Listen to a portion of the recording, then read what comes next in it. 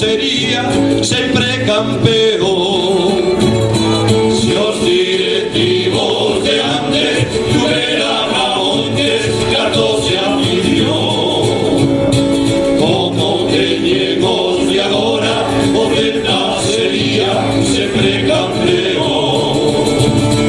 Da gusto ver tanta afición.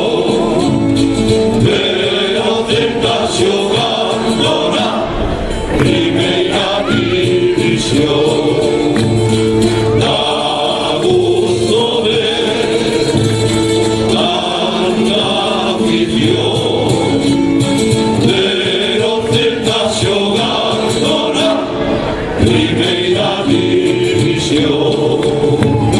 Si resucitáramos os que aquí plantaron o deporte inglés, no lle importaría morrer outra vez.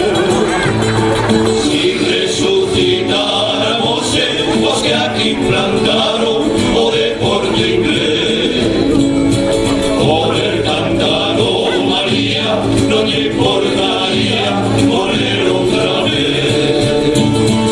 Da gusto ver tanta afición,